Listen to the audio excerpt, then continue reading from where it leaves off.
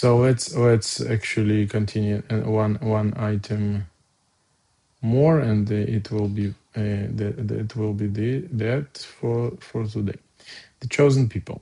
5. If we first need to understand why the Torah was given specifically to the Jewish nation instead of being given equally to all peoples. Is there a whiff of nationalism here? Heaven forbid. Surely only someone who lost his mind would think so. So don't think that it's kind of nationalism or something. In truth, the sages have already addressed this question. This is the intention in the words, the Holy One, blessed be He, took the Torah around to every nation, and those who speak language, but they did not accept it. And those who speak every language, but they didn't accept it. Tractate Avodah Zarah 2b, and is well known.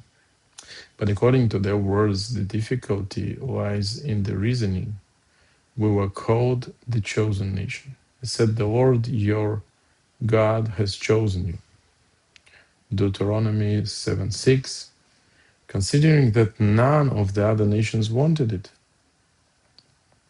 Furthermore, the words are difficult in principle. Could the Holy One, blessed be He, have gone with Torah in hand and negotiated with illiterate savages, or did so through his prophets?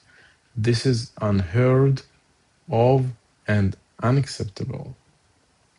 What he adds here is actually he asks another question that we need for the whole picture, and he asks why actually the Torah was given kind of to a specific nation.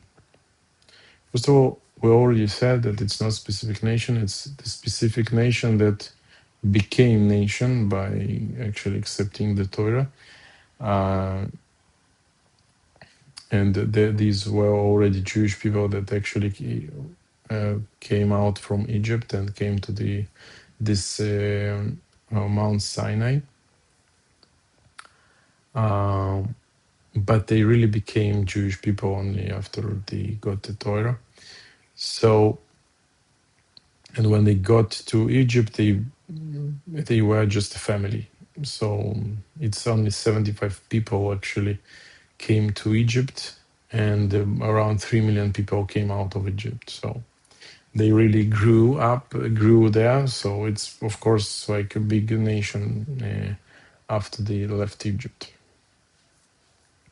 And one of the questions, why actually Torah was only given when they became a nation, a large number of people. And it's something that is really significant here. And also he says, like, do you really think that there was such reality and occasion when God was going around and asking people, like, do you want some Torah here? No. Do you want some, guys, you want to accept Torah? No. And then he comes to like Jewish people and they kind of say yes. And what's chosen about that?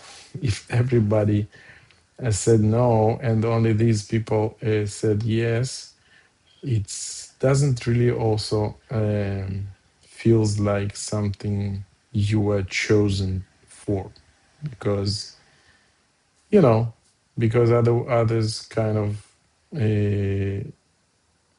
kind of dismissed and didn't agree to receive.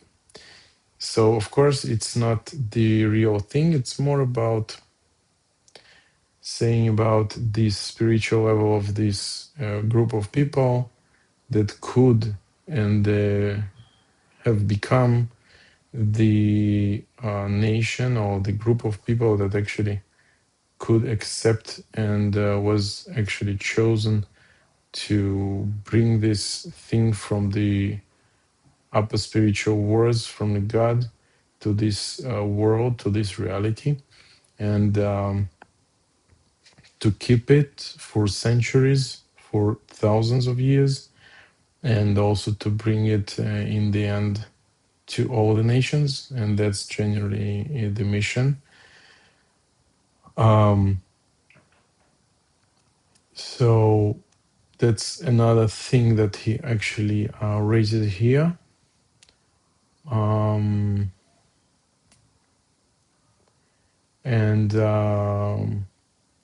we will actually deep dive into the answers in the next lesson.